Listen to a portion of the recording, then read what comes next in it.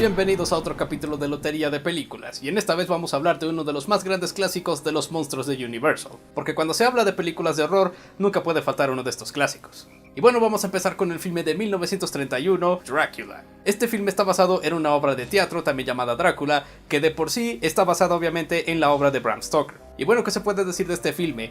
La manera en la que puso a Drácula y en la que cuenta esta historia se ha vuelto parte de la iconografía del personaje. Vaya, incluso muchas otras versiones cinematográficas no se han basado tanto en lo que Bram Stoker hizo en el libro, más bien lo que se hizo en esta película.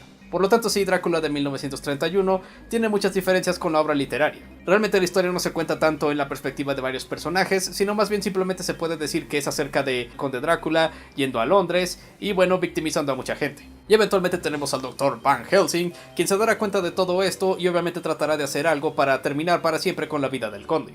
Esta versión de Drácula también nos trae obviamente la inmortal interpretación de Bela Lugosi como el conde, una interpretación tan icónica que muchos otros actores de alguna manera se han basado en él. Y claro, ese acento húngaro que también ha sido muchas veces conectado con el personaje en sí. Se puede decir que con solo la manera en la que dice estas líneas y las pequeñas acciones que hace, realmente es como comanda todas las escenas, no necesariamente porque era un actor digamos de gran postura o algo así, al menos no en ese entonces. Y todos los demás actores, ok, funcionan bien para el filme, pero aún así muchos de ellos definitivamente todavía están actuando como si fuera la época de filmes silentes. Es decir, claro, los filmes con sonido en la que podíamos escuchar las voces eran relativamente nuevos para la época, por lo tanto sí se entiende que los actores todavía no estén acostumbrados a cambiar su forma de actuar ahora que podemos escucharlos, porque ahora tenemos el sonido acompañándolos, por lo tanto podemos interpretar de una mejor manera las emociones de los personajes. Pero bueno, ese también es parte del encanto de Drácula. Y por supuesto la ambientación, la maravillosa ambientación de este filme, que también junto con otros filmes de Universal estableció cómo demonios haces una ambientación en una película de horror. Definitivamente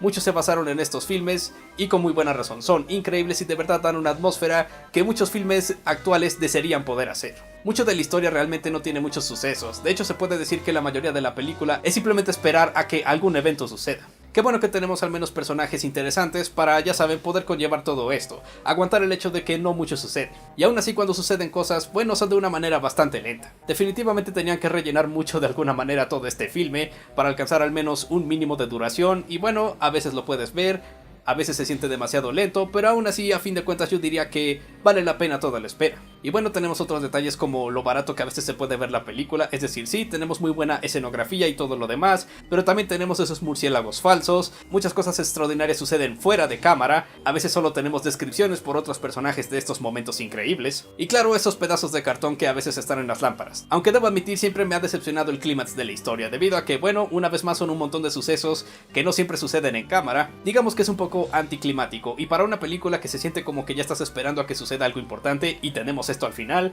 bueno, definitivamente no va a caer bien con muchas audiencias. Y mucho de Drácula de 1931 de verdad es mucho silencio. Realmente no hay una música acompañando a todo este film. No solo era un poco costoso para la película, sino que también se creía que las audiencias no estaban preparadas para tener un filme en el que hubiera música sin una razón especificada antes del por qué la había. Los años 30 eran una época muy diferente, por supuesto. Aunque bueno, tenemos un par de piezas musicales clásicas, una que sucede durante una escena de la ópera y la otra sucede al principio en los títulos principales. Ahí tenemos la música del segundo acto del Lago de los Cisnes de Tchaikovsky. Y bueno, sí, no será una composición hecha específicamente para Drácula, pero por mí de hecho le queda también debido a que, bueno, el hermoso sonido de esa composición, puesto en algo tan horrorífico como Drácula, de hecho le queda bastante bien al personaje. Es un personaje bastante trágico y siento que el sonido le queda perfectamente. Para mí el segundo acto del Lago de los Cisnes es otro tema alternativo musical de Drácula. Literalmente lo podrías poner en casi cualquier versión de Drácula y quedaría, incluso en las versiones de Castlevania. Realmente hacen de esta una película bastante fácil para mí de regresar cada año para verla. Y claro que la recomiendo para cualquiera que sea fanático en general de Drácula. Pero bueno, eso no es todo porque también tenemos la versión en español.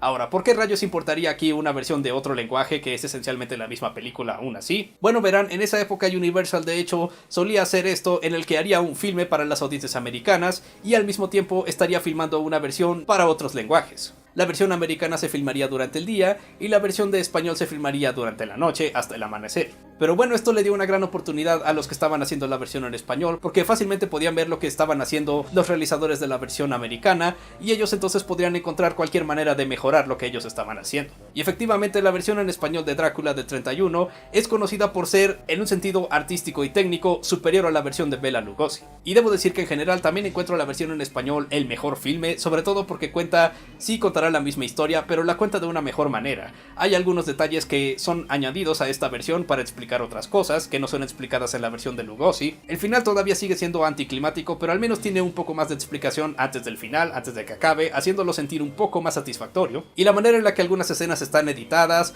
o algunos elementos están quitados completamente, de verdad hacen que la historia, aunque se sienta igual de larga y a veces igual de lenta, al menos se sienta que tiene un poco más de contenido y una mejor manera de contarse en general, fluye mejor de una escena a otra. E incluso el actor de Drácula en esta versión, Carlos Villarías, hace quizás un mejor trabajo que Lugosi en el rol. Es decir, Lugosi definitivamente tiene esa mirada que nadie tenía y de verdad añadía mucho al personaje, pero también era un personaje que realmente parecía no intentar tanto mezclarse con la gente normal para, ya saben, llegar más fácilmente a sus víctimas, mientras que la interpretación de Carlos Villarías realmente hace de Drácula una persona un poco más hospitalaria a todos los demás. Por lo tanto tendría más sentido que mucha gente cayera en sus trampas. Y en general siento que también se movía un poco más que Lugosi. Lugosi a veces estaba demasiado estático en cámara, no por una falta de talento por supuesto, sino que simplemente esa era su manera de hacer a Drácula, mientras que Villarías de hecho hace un poco más de movimiento por aquí y por allá, haciéndolo un poco más majestuoso en mi opinión. Y en general de hecho siento que también las actuaciones son un poco mejor incluso, al menos un poco menos exageradas, eso diré. Los ángulos de cámara y el trabajo de edición de la película son de un nivel todavía más alto que la versión de Lugosi. Hay muchos ángulos de cámara más diferentes que aprovechan todavía más la escenografía y están fotografiados de una manera increíble. La versión de Lugosi ya se veía bastante bien y tiene una ambientación increíblemente clásica, pero la versión en español logra simplemente superarlo, al tener tomas más dinámicas, con más movimiento y que realmente hacen que los escenarios hablen tanto como los actores que están ahí. Así que en general con todos estos aspectos, de verdad siento que la versión en español es, al menos de una manera un poco objetiva, mejor que la versión de Lugosi, aunque la versión en español realmente no sea tan culturalmente significativa como la versión para el público americano. A fin de cuentas realmente recomiendo ambas versiones, serán el mismo filme, pero cada uno tiene sus propios detalles, y en general simplemente disfruté más la versión en español. Quizás sea demasiado lenta para las audiencias de ahora, las actuaciones un poco exageradas, y lo poco que sucede en el filme no será tampoco tan atractivo, pero aún así, como dije, a fin de cuentas por mí fue satisfactorio. Valió la pena toda la espera y todos los momentos incómodos de silencio. Quizás en otros años hablemos de otras películas de horror de Universal, porque hay bastantes y muchas de ellas igual de clásicos que esta, pero por ahora nos quedamos aquí. El mes de octubre está por acabar, pero todavía hablaremos de un par de cosas más. En la próxima ocasión de hecho hablaremos de una de mis películas de terror preferidas de todos los tiempos. Y para el final de mes tendremos una retrospectiva también bastante especial y también bastante predecible, tomando en cuenta lo que se celebra en este mes. Mientras tanto no lo olviden, yo soy Gerald, su crítico de películas, libros, juegos y otra basura que no les importa.